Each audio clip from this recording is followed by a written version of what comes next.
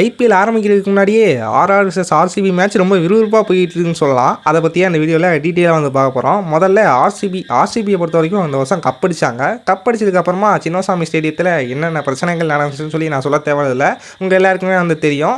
So அதனால் எந்த ஒரு மேஜர் மேட்சஸுமே இப்போ வந்து சின்னசாமி ஸ்டேடியத்தில் நடக்கிறது இல்லை. ஏன் இப்போ T20 வேர்ல்டு கப்பு கூட வந்து பார்த்தீங்கன்னா சென்னை மும்பைங்கிற மாதிரி ஊர்லலாம் வந்து மேட்சஸ் நடக்குது. ஆனால் சின்னசாமி ஸ்டேடியத்தில் மட்டும் எந்த ஒரு மேட்சஸுமே வந்து இல்லை. இதனால் ஆர்சிபி டீம் ரொம்ப கவலைக்கிடத்துக்கு போயிட்டாங்க. ஒரு ஹோம் கிரவுண்டே இல்லாத நிலமை அந்த மாதிரியே வந்து சொல்லலாம்.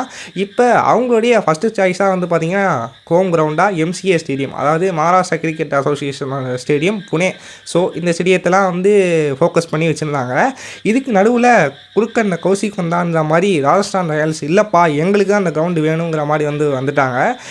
என்ன ப்ரோ ராஜஸ்தான் ராயல்ஸுக்கு தான் ஆல்ரெடி கிரவுண்ட் இருக்குது, அவங்க ஏன் இங்கே வராங்கன்னு சொல்லிட்டு கேட்டிங்கன்னா, ராஜஸ்தான் ராயல்ஸ் இதுக்கு என்ன சொல்கிறாங்களா, ராஜஸ்தான் கிரிக்கெட் அசோசியேஷனுக்கும் எங்களுக்கும் ஒரு சில ப்ராப்ளம்ஸாக வந்துருக்கு, அதனால் எங்களுக்கு அந்த கிரவுண்டு வேணாப்பா, எங்களுக்கு இதுதான் வேணுங்கிற மாதிரி அவங்க வந்து வராங்களா. இதனால் ஆர்சிபி ஆர்ஆரும் ஐபிஎல்லில் கப்புக்கு மேட்ச் போடுறதுக்கு முன்னாடி இப்போ கிரவுண்டுக்கு 2 பேர் மேட்ச் போட்டுட்டு இருக்காங்க. இதில் யார் வின் பண்ண போகிறாங்கன்னு சொல்லிட்டு தெரில. இது ஒரு பெரிய பிரச்சனையாக வந்து போயிட்டு இருக்கு கிரவுண்டுக்காக.